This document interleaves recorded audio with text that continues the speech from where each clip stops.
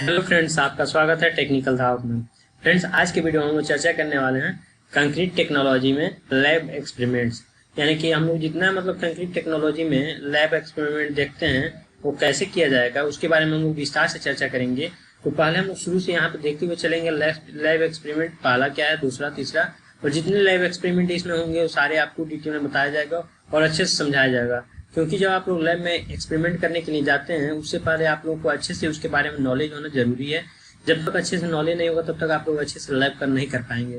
तो इस वजह से हम लोग यहाँ पे लैब एक्सपेरिमेंट के जितने भी हैं उसके बारे में अच्छे से समझाएंगे और बताएंगे कि लैब एक्सपेरिमेंट कैसे किया जाएगा और किस इंस्ट्रूमेंट से किया जाएगा, उसको प्रॉपर फिगर से हम लोग दिखाएंगे भी और उसके बारे में अच्छे से समझाएंगे। तो फ्रेंड, वीडियो के लास्ट तक बने रहेगा और अपने फ्रेंड के पास शेयर करना इसको बिल्कुल मत भूलिएगा। तो फ्रेंड्स, ये बेसिकली थर्ड सेमेस्टर का सब्जेक्ट है और इसमें हम लोग आज देखने वाले हैं फ्लैकीनेस इंडेक्स जो लैब है उसके बारे में। यानी कि जो भी आप लोग पहला एक्सपेरिमेंट करने जाएंगे कंक्रीट टेक्नोलॉजी में, लैब एक्सपेरिमेंट अगर कर रहे हैं आप लोग तो लैब में जाएंगे तो फ्लैकीनेस इंडेक्स एक्सपेरिमेंट सबसे पहले कराया जाता है। ये एग्रीगेट के लिए है, यानी कि जितना भी एग्रीगेट आप लोग यूज करते हैं उससे पहले हम लोग को फ्लैकीनेस इंडेक्स टेस्ट करना पड़ता है। एलोंगेशन टेस्ट भी होता है, उसके बारे में अगले वीडियो में चर्चा करेंगे। इस आज के वीडियो में सिर्फ हम लोग देखेंगे फ्लैकीनेस टेस्ट कैसे हम लोग किया जाता है। तो फ्रेंड्स, आपको एक चीज और बता दें कि हमारे चैनल पे अगर आप लोग हमारे वीडियो देख रहे हैं तो इस चैनल को वीडियो देख करके आप लोग 10 रुपये, 20 रुपये और 50 रुपये तक का इनकम कर सकते हैं। तो हमारे वीडियो को देखना बिल्कुल मत भूलिए और इसमें एक यूनिक कोड आएगा, उसको जरूर स्क्रीनशॉट लेकर के नीचे डिस्क्रिप्शन में एक लिंक पड़ा हुआ है फॉर्म का, तो उसको आप लोग जरूर फिलअप करिए, जिससे आप लोगों को पैसा आसानी से मिल जाएगा और आप लोग उसको अच्छे से यूज करिए। फ्रेंड्स, अगर आप लोग हमारे चैनल को अभी तक सब्सक्राइब नहीं किए हैं तो हमारे चैनल को सब्सक्राइब कर लीजिए, बेल आइकन को दबा लीजिए जिससे नोटिफिकेशन आप लोग के पास प्रॉपर पहुंचता है। अगर ये वीडियो अच्छा लगे तो इसको लाइक कर दीजिएगा और अपने फ्रेंड के पास शेयर करना बिल्कुल मत भूलिएगा। फ्रेंड्स, उन लोगों को भी शेयर करके बताइएगा कि लैब एक्सपेरिमेंट के बारे में लैब में जाने से पहले उसको अच्छे से नॉलेज करना बहुत जरूरी होता है। तो फ्रेंड्स, आइए देखते हैं एक्सपेरिमेंट नंबर 1 है और देखते हैं इसको कैसे किया जाता है। तो फ्रेंड्स, यहाँ पे हम लोग का जो एक्सपेरिमेंट है उसका नाम क्या है, मोटे मिलावे का पतली सूचकांक परीक्षण। यानी कि जो भी हम लोग कोर्स एग्रीगेट लेते हैं, मोटा मिलावा लेते हैं, बेसिकली मोटा मिलावा के लिए यानी कि गिट्टी के लिए है। यानी कि आप लोग साधारण भाषा में बोले, आमतौर की भाषा में, तो इसको गिट्टी बोल सकते हैं। तो मोटे मिलावे के लिए इसका एलोंगेशन टेस्ट है। इसको हम लोग देखेंगे कैसे इसका टेस्ट करते हैं और इस टेस्ट करने से क्या फायदा है, अगर नहीं करते हैं तो इससे नुकसान क्या है। ठीक है, तो फ्रेंड्स, इसका पहले उद्देश्य देख लेते हैं। इसका उद्देश्य ये है, यह परीक्षण कंक्रीट के लिए मोटे मिलावे की उपयुक्तता निर्धारित करने के लिए किया जाता है। फ्रेंड्स, इसका एक पर्पज ये भी है। फ्रेंड्स, जैसे मान लीजिए कि अगर कोई कंक्रीट में अगर हम लोग कंक्रीट मिक्स कर रहे हैं, उसमें अगर मोटा मिलावा हम लोग ले रहे हैं और उस मोटे मिलावे में चपटा कण बहुत ज्यादा हो, उस कंडीशन में क्या होता है, हम लोग का जब चपटा कण ज्यादा होता है उस कंडीशन में जो हम लोग का महीन मिलावा होता है वो ज्यादा लगता है और उसमें क्या करना पड़ता है, सुकार्यता के लिए पानी ज्यादा डालना पड़ता है। जब पानी डालेंगे तो उसकी स्ट्रेंथ कम हो जाएगी। इस वजह से इसके कुल मिला जुला के बात करें तो इसके स्ट्रेंथ पर ज्यादा इफेक्ट पड़ता है और हम लोगों का कार्य करने के लिए उसका वर्कबिलिटी अच्छा नहीं रहता है। तो इसलिए हम लोगों को देखना होता है कि जो हम लोग कोर्स एग्रीगेट यूज कर रहे हैं उसमें ज्यादा तो जो निर्धारित सीमा है उससे ज्यादा तो उसमें पतली सूचकांक यानी कि पतली कण तो नहीं है। यानी कि उसमें फ्लैकीनेस जो भी फ्लैकीनेस उसमें वैल्यू है, यानी कि फ्लैकीनेस जो एग्रीगेट है वो ज्यादा तो नहीं है। अगर ज्यादा है तो उसको हम लोग यूज में नहीं लेंगे, तो उसको हम लोग कम करते हैं। तो फ्रेंड्स, इसके टेस्ट करने के लिए एक साधारण सा परीक्षण होता है जिसको हम अपने हाथों द्वारा आसानी से देख सकते हैं और उसको जो इंस्ट्रूमेंट होता है उससे पारित करा करके उससे हम लोग मेजरमेंट करके बता सकते हैं कि ये उतना है कि नहीं, तो हम लोग यूज में लेंगे कि नहीं, इसके लिए है। तो फ्रेंड्स, यहाँ पे पहले इसका थियरी देख लेते हैं। थियरी क्या है, इसका थियरी है, मिलावे में चपटे और लंबोत्तर कणों की उपस्थिति ठीक नहीं है, क्योंकि देखिए फ्रेंड्स, यहाँ पे वही बात लिखा है, इन कणों की अधिकता के कारण मिलावे में रिक्तियां रह जाती हैं जिन्हें भरने के लिए कंक्रीट में महीन मिलावा की आवश्यकता पड़ती है। अतः मिलावे में पतली कणों की अधिकतम अनुपात सीमा निर्धारित की गई है। तो फ्रेंड्स, यहाँ पे आप लोग देख लिए क्या होता है, जो अधिकतम अनुपात सीमा है वो निर्धारित किया गया है। अब कितना निर्धारित किया गया है इसके बारे में आगे हम लोग चर्चा करेंगे। तो फ्रेंड्स, यहाँ पे आप लोग कुल मिला के ये देख लीजिए, इसका स्ट्रेंथ कम पड़ जाएगा। ठीक है, तो आप लोग इसको पतली को ज्यादा यूज नहीं कर सकते हैं, यानी कि फ्लैकीनेस जो है, फ्लैकीनेस जो भी हम लोग का एग्रीगेट होगा वो ज्यादा आप लोग यूज नहीं कर सकते। फ्रेंड्स, यहाँ पे देख लेते हैं पतली मिलावट कब हम लोग को कहा जाएगा और पतली मिलावट कम नहीं होगा। जब मिलावे के कणों का न्यूनतम परिमाण इसके औसत परिमाण के 3/5 अथवा 0.6 गुना से कम हो तब यह पतली मिलावा होगा। फ्रेंड्स, जैसे मान लीजिए कोई भी वैल्यू हम लोग का आ रहा है, मान लीजिए आ गया 50, तो 50 आने पर इसका 3/5 गुना से कम नहीं होना चाहिए, यानी कि 3/5 गुना इसका निकाल दें। 3/5 गुना निकाल दें। जब 3/5 गुना निकालेंगे इसका, ये तो कट जाएगा। कितना आया हम लोग का? 30 आया। तो जितना है, अगर हम लोग का 30 से ये इतना गुना से कम हो, यानी कि 30 से कम हो, अगर 30 से ज्यादा होता है, मान लीजिए 35 आ गया या 40 आ गया वैल्यू, यानी कि 35 ग्राम आ गया या 40 ग्राम आ गया, तो उस कंडीशन में हम लोग नहीं लेंगे वो, ठीक है। या 35% आ गया, 40% आ गया, तो उस कंडीशन में उसको हम लोग नहीं लेते हैं, ठीक है। तो आप लोगों को याद रखना है, एक मतलब ये वैल्यू है 3/5 से अधिक नहीं होना चाहिए, इतना गुना से अधिक नहीं होना चाहिए, इससे कम ही होना चाहिए। यानी कि इससे कम है तो हम लोग वैल्यू स्वीकार कर लेंगे, अगर नहीं है तो हम लोग स्वीकार नहीं करेंगे। और फिर से यहाँ पे देखिए औसत परिमाण। औसत परिमाण यहाँ पे कैसे निकालेंगे, यानी कि एवरेज जो मतलब इसका वैल्यू है, ये कैसे निकालेंगे? जिस चालनी से मिलावा निकल जाए और जिस चालनी पर मिलावा रुक जाए, उन दोनों का औसत मान मिलावे का परिमाण औसत परिमाण कहलाता है। फ्रेंड्स, यहाँ पे एक चीज और निकालते हैं कि मिलावे का औसत परिमाण क्या है। तो मिलावे का औसत परिमाण निकालने के लिए फ्रेंड्स यहाँ पे समझिए, मान लीजिए हम लोग चालनी यहाँ पे लगाए, ठीक है, चालनी सेट किए। तो जब चालनी हम लोग सेट किए तो अलग अलग मेजरमेंट का चालनी रहता है। तो चालनी सेट करने के बाद पता चला कि यहाँ से ये 20 mm से निकला और यहाँ पे 16 mm पे जाकर रुक गया, यानी कि 20 mm से निकल के 16 mm पर रुक गया। तो यहाँ पे क्या करेंगे, 20 mm से निकला और 16 mm पर रुका, तो दोनों को ऐड कर दिए और यहाँ से 2 से डिवाइड कर दिए। ये दोनों को जोड़ेंगे कितना हो जाएगा? 36 होगा। इसमें 2 से डिवाइड कर देंगे तो कितना हो गया? 18 हो गया। यानी कि इसका एवरेज वैल्यू कितना आ गया? 18 आ गया। तो ये आप लोगों को कंफर्म हुआ। अब क्या करेंगे, यहाँ पे आप लोग देखिए, अब यहाँ पे देखिए, इसका तो दोनों का औसत लिए, मिलावे का क्या हो गया? औसत हो गया। यानी कि जो आप लोग यहाँ पे निकाले थे मिलावे का औसत 20 प्लस का 16 अपान का 2 और ये आया था 18 आया था, ये क्या हुआ था? मिलावे का औसत वैल्यू था। तो यहाँ पे हम लोग औसत निकालिए, लेकिन इसके साथ साथ पतली सूचकांक भी निकालना रहता है। तो ये कैसे निकालेंगे? इसके लिए एक फार्मूला होता है। यह मिलावे में विद्यमान ये पत्रिल रहेगा फ्रेंड्स, पत्रिल रहेगा। ये मिलावे में विद्यमान पत्रिल कणों का प्रतिशत होता है। जो पतली सूचकांक होता है, पतली सूचकांक होता है पतली कणों का भार बटे प्रतिदश का कुल भार गुणे 100, ये मल्टीप्लाई कर देते हैं। तो फ्रेंड्स, यहाँ पे जैसे आप लोग जानते हैं कि हमेशा अगर किसी भी चीज का परसेंटेज निकालना रहता है तो प्रतिशत बराबर होता है, यानी कि किसी भी चीज का प्रतिशत बराबर होता है प्राप्तांक बटे पूर्णांक गुणे 100 होता है। तो प्राप्तांक में क्या है? यहाँ पे पत्रिल कणों का भार है, तो यहाँ पे लिख देंगे पत्रिल कणों का भार बटे, अब पूरा भार कितना आया था? मान लीजिए W1 था तो W1 हो गया, और मल्टीप्लाई किसे करेंगे? 100 से मल्टीप्लाई कर देंगे। तो हम लोग का ये निकल के आ जाएगा परसेंटेज, जो हम लोग फ्लैक्नेस निकाल रहे थे परसेंटेज में आ जाएगा। फ्रेंड्स, इतना आप लोगों को निकाल लेना है। तो ये भी हम लोग का यूज में आता है, तो आप लोगों को ध्यान देना है परसेंटेज कैसे निकाला जाता है। तो यहाँ पे देखिए, पत्रिल सूचकांक बराबर होता है पत्रिल कणों का भार बटे कुल प्रतिदश, अब मल्टीप्लाई कर देते हैं 100 से, तो हम लोग का ये टोटल निकल के आ जाता है। अब पत्रिल सूचकांक 35 से 40% से अधिक स्वीकार्य नहीं है। आप लोग को ये वाला वैल्यू आप लोग को ज्यादा ध्यान देना है। ये कभी कभी एग्जामिनर भी पूछ देता है और एग्जाम में भी पूछा जाता है। तो आप लोग को ये ध्यान देना है कि जो पत्रिल सूचकांक होते हैं कितने % तक स्वीकार होने चाहिए। तो यहाँ पे आप लोगों को ध्यान देना है 35 से 40% से अधिक स्वीकार्य नहीं होना चाहिए। अगर हम लोग का पत्रिल मतलब कण, अगर हम लोग जो एग्रीगेट यूज कर रहे हैं उसमें 35 से 40% वही है, फ्लैक्नेस मतलब एग्रीगेट ही है, तो हम लोग यूज में नहीं लाएंगे।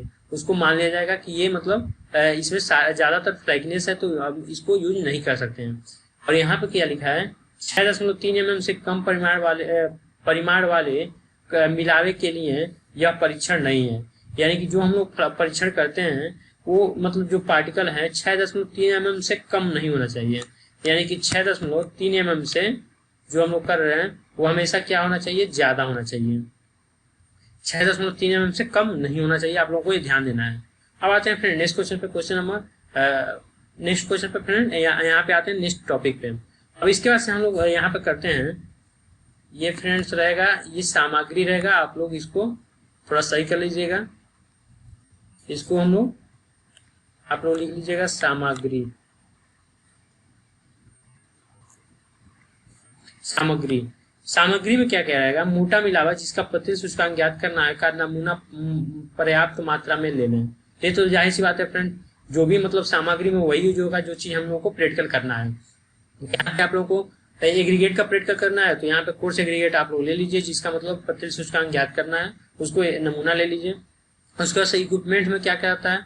थिकनेस गेज आता है, अभी बताएंगे थिकनेस गेज क्या होता है, कैसे मतलब उसको दिखने में होता है, उसके बारे में हम आपको अच्छे से समझाएंगे, और उसका मेजरमेंट कैसे करते हैं उसके बारे में बताएंगे। तो यहाँ पे थिकनेस गेज भी लेना है, और मानक चलनियों का सेट भी लेना है, यानी कि सिव से यहाँ पे ले लेना है। जो जो सेट आप लोगों को लगाना है वो लगा लेना है, और यहाँ पे एक तुला ले लेना है, जिससे हम लोग मतलब जो भी चलनियों पे मतलब जो भी हम लोग का रिटेन हो, मतलब जो भी प्राप्त हो, वो उसको हम लोग अच्छे से वेट कर सकें, तो उसके लिए बैलेंस ले लेना है। अब इसका प्रोसीजर क्या है, इसके बारे में आप लोग ध्यान से समझ लीजिए। प्रोसीजर है, परीक्षण किए जाने वाले मिलावे की पर्याप्त मात्रा लें, ताकि जिस पर कणों की जांच करनी है उनकी संख्या कम से कम 200 होनी चाहिए। या तो आप लोग काउंट करके, 200 से कम नहीं होना चाहिए, कम से कम उतना होना चाहिए 200 तक। 200 तक होगा तो आप लोग अच्छे से उसको मेजरमेंट कर पाएंगे, अच्छे से निकाल पाएंगे। जैसे फ्रेंड ज्यादा रहेगा, 200 के लगभग रहेगा, तो वहाँ पे एक्यूरेसी अच्छा आएगा, इस वजह से यहाँ पे 200 प्रीफर किया जाता है। अगर मान लीजिए 200 है, इसका टोटल भार क्या है, W1 है, तो ये आप लोगों को W1 मान लेना है, 200 लेकर के इसका वेट कर लेना है। उसके बाद से फ्रेंड नेक्स्ट टॉपिक आता है, नेक्स्ट पॉइंट है इसमें, चलनियों को साइज के अनुसार क्रमवार लगाएं और मिलावे के इन चलनियों से छान लें। फ्रेंड्स यानी कि बड़ी चलनी के ऊपर, उसके बाद उससे छोटे करते हुए सबसे छोटा नीचे लगाएं, और नीचे उसका मतलब बाउल रख दें, उसके बाद से लगा करके छोड़ दें। विभिन्न चलनियों को रुकने वाले मिलावे का अलग अलग भार कर लें। यानी कि जब विभिन्न मतलब चलनियों पर लगा लिए तो हम लोग उसको मतलब सीव करेंगे, सीव करने के बाद अलग अलग चलनियों पर अलग अलग वेट आएगा, उसको हम लोग रिटर्न करेंगे और उसको हम लोग देखेंगे। फ्रेंड्स यहाँ पे आप लोग को बता दें, जो यहाँ पे थिकनेस गेज बताया गया था, थिकनेस गेज, उसके बारे में आप लोग को बता दे रहे हैं, यही ये थिकनेस गेज है। फ्रेंड्स यहाँ पे क्या होता है, जो आप लोगों को ये इंस्ट्रूमेंट दिख रहा है, आप लोगों को ऐसे लैब में मिलेगा, सेम ऐसे ही होगा। फ्रेंड्स यहाँ पे क्या होता है, ये इधर से और इधर से पकड़ने वाला होता है, पतला पतला रॉड होता है, और बाकी बीच में एक प्लेट जैसा होता है जिसमें मतलब स्लॉट कटे होते हैं। सब ये मेजरमेंट अलग अलग होता है, सबका मतलब मोटा और पतलापन चौड़ापन सबका अलग अलग होता है। यहाँ पे सबका उसके आगे मेजरमेंट लिखा रहता है। जैसे यहाँ पे इसका यहाँ से यहाँ तक का लेंथ कितना है, 100 mm है। 63 से 50 mm का क्या है, 63 से 50 mm का इसमें जा सकता है। इसकी मोटाई कितनी है, 33 से 33.90, यानी कि इतना इसकी मोटाई है। और यहाँ पे देख सकते हैं 50 से 40 mm तक, अगर मतलब 50 से 40 के बीच में आता है तो उसको इस वाले स्लॉट से गुजारेंगे, यानी कि यहाँ से हम लोग गुजार सकते हैं। इसकी मोटाई कितनी है, 27 mm है। अगर 45 से 25 आता है तो इस वाले स्लॉट से गुजारेंगे, 25 से 20 आता है तो इस वाले स्लॉट से गुजारेंगे, 20 से 16 आता है तो इससे गुजारेंगे। जब मान लीजिए 25 से 50 आया तो इस वाले स्लॉट से गुजारेंगे, जो इससे मतलब गुजर जाएगा, यानी कि इसमें हम लोग एग्रीगेट डालें, कोर्स एग्रीगेट डालने के बाद ये निकल गया तो हम लोग इसको बोलेंगे पथरील। वो मतलब जो भी निकलेगा, यानी कि जो भी इससे पारित हो जाएगा उसको हम लोग बोलेंगे ये क्या है, फ्लैकनेस एग्रीगेट है। ठीक है, जो इससे नहीं निकलेगा वो हम लोग फ्लैकनेस एग्रीगेट में काउंट नहीं करेंगे। यानी कि इससे पारित हो जाने वाले जितने भी इससे पारित हो जाएंगे वो फ्लैकनेस एग्रीगेट में आएंगे, और जो इससे पारित नहीं होगा फ्लैकनेस एग्रीगेट में नहीं आएगा। तो फ्रेंड्स यहाँ पे आप लोग को एक चीज कंसिडर करना है कि जो भी स्लॉट से मतलब निकलता जाएगा, जो भी यहाँ पे मेजरमेंट दिया है, जो भी यहाँ पे दिया है the size of marked gauge, ठीक है, ये मार्क गेज का साइज है, तो जो भी इस साइज से निकल जाएगा उसको हम लोग पथरील मान लेंगे, जो नहीं निकलेगा उसको पथरील नहीं मानते हैं। तो फ्रेंड्स आइए देखते हैं इसको कैसे हम लोग आप लोग देखते हैं। जैसे मान लीजिए सीव में रुकने के बाद आप लोग इसको काउंट में साइड में काउंट कर लीजिए। उसके से क्या करेंगे, इसको एक एक उठा करके एग्रीगेट को इससे मतलब जो भी स्लॉट के बीच में आया होगा उस स्लॉट में आप लोग डालेंगे। डालने के बाद क्या देखते हैं, ये अगर आर पर चला जाता है, यानी कि उस साइड चला जाता है, तो उसको हम लोग पथरील सूचकांक मान लेते हैं, यानी कि पथरील कर्ण मान लेते हैं। अगर नहीं जाता है तो उसको पथरील कर्ण हम लोग नहीं मानेंगे।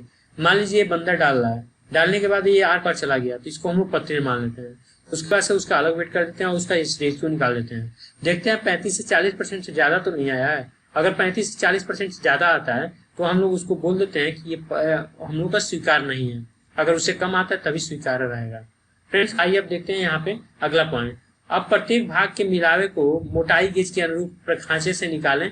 जो मिलावा कण संबंधित प्रखांचों से निकल जाता है वही पत्रित कण माना जाएगा। फ्रेंड्स जैसा कि बताए हैं, जो निकल जाएगा उसी को हम लोग पत्रित कण मानेंगे, अन्यथा वो किसी को हम लोग पत्रित कण नहीं मानेंगे। सारा मतलब पत्रित कण नहीं हो सकता है, जो निकलेगा वही सिद्ध होगा। अब यहाँ पे अगला पॉइंट देखते हैं।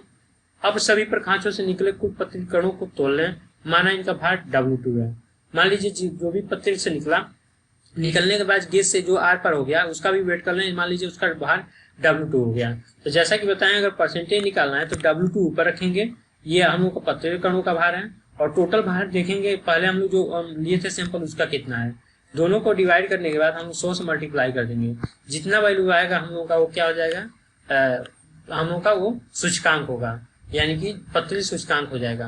और पत्रित सूचकांक कितना परसेंट आता है, 35 से 40% स्वीकार रहता है, आप लोग जैसा कि पीछे हम बताए हैं। फ्रेंड्स यहाँ पे देखिए, इसका मतलब प्रेक्षण और गणनाएं करने के लिए एक टेबल बना रहता है, जिसमें मान लीजिए यहाँ पे लिखा है पासिंग सीव, रिटेन सीव, यानी कि इससे 63 से 5 हो गया, 50 का रुक गया। और यहाँ पे क्या करेंगे, 63 और 50 का एवरेज लेंगे। अब मान लीजिए दोनों का एवरेज लिए तो दोनों 63 और 50 को जोड़ देंगे और 2 से डिवाइड कर देंगे। जितना आएगा इसका 3/5 ले लेंगे। 3/5 लेने के बाद जितना आ रहा है उसको हम लोग लिखते हुए चले जाएंगे। उसके से देखेंगे हम लोग का, यहाँ पे देखिए वेट ऑफ मटेरियल का वेट करते हुए जाएंगे यहाँ पे, ठीक है। यहाँ पे देखिए वेट किया गया है और इसको लास्ट में लिख दिया गया है, और यहाँ पे टोटल कर दिया गया है, इसका टोटल, फिर इसका टोटल कर दिया गया है, इसका टोटल कर दिया गया है। टोटल करने के बाद जैसा कि बताए थे फार्मूले में आप लोग रखेंगे और देखेंगे कितने परसेंट तक आ रहा है। अगर 35 से 40% से कम है तो हम लोग स्वीकार्य कर लेंगे, अगर उससे जाता है तो स्वीकार्य नहीं होगा। फ्रेंड्स आइए निष्कर्ष में देखेंगे, निष्कर्ष में क्या निकलता है। यदि पत्रित सूचकांक का मान निर्धारित सीमा के अंदर है तो मिलावा स्वीकार्य है, अगर उसके अंदर नहीं है तो मिलावा स्वीकार्य नहीं होगा। और इसका निर्धारित सीमा क्या है, 35 से 40%। तो अभी तक तो आप लोगों को याद हो जाना चाहिए, 35 से 40%, 35 से 40% ये निर्धारित सीमा है। फ्रेंड्स सावधानियां क्या रखनी है, सावधानी सिंपल सी, मिलावा पूर्णतः सूखा होना चाहिए। प्रत्येक चलनी पर रुके हुए मिलावा के अलग अलग पात्रों में भरकर उनका औसत परिमाण अंकित कर देना है। और फ्रेंड्स अगला पॉइंट है, प्रत्येक भाग को शुद्धता से तौलने और तौलने के बाद उन्हीं पात्रों में भर दें। परीक्षण के लिए प्रत्येक भाग के कणों की संख्या 200 से कम नहीं होनी चाहिए। यहाँ पे जैसा कि आपको बताए थे कि जब 200 लेंगे तो वहां से एक्यूरेसी ज्यादा आता है, इसलिए 200 लिया जाता है। तो फ्रेंड्स आज के वीडियो में बस इतना ही। ये वीडियो बनाया गया था कि मतलब आप लोग अगर लैब करने जाते हैं तो लैब करने जाने से पहले आप लोगों को कुछ बेसिक नॉलेज होना जरूरी है, क्योंकि वहाँ पे जाने के बाद कोई टीचर सही से बताता नहीं है। तो इससे अच्छा आप लोग कुछ पढ़ करके पहले से ही जाएं और आसानी से करें और अपना वैल्यू निकाल करके और अच्छे से उसको प्रैक्टिकल में करें। फ्रेंड्स आज की वीडियो में बस इतना ही। अगर हमारे चैनल से नहीं जुड़े हैं तो हमारे चैनल को सब्सक्राइब कर लीजिए, बेल आइकन को दबा लीजिए, जिससे नोटिफिकेशन प्रॉपर मिलता रहेगा। अगर आप लोगों को वीडियो अच्छा लगा तो इसको लाइक कर दीजिएगा और अपने फ्रेंड के पास शेयर करना बिल्कुल मत भूलिएगा। फ्रेंड्स आज के वीडियो में बस इतना ही। इससे अगर रिलेटेड वीडियो चाहते हैं तो आप लोग कमेंट बॉक्स में जरूर बताइएगा। इसका PDF आप लोगों को टेलीग्राम पे मिल जाएगा। और फ्रेंड्स अगर वीडियो फेसबुक पे देख रहे हैं तो पेज को लाइक करना बिल्कुल मत भूलें। फ्रेंड्स मिलते हैं नेक्स्ट वीडियो में, तब तक के लिए धन्यवाद।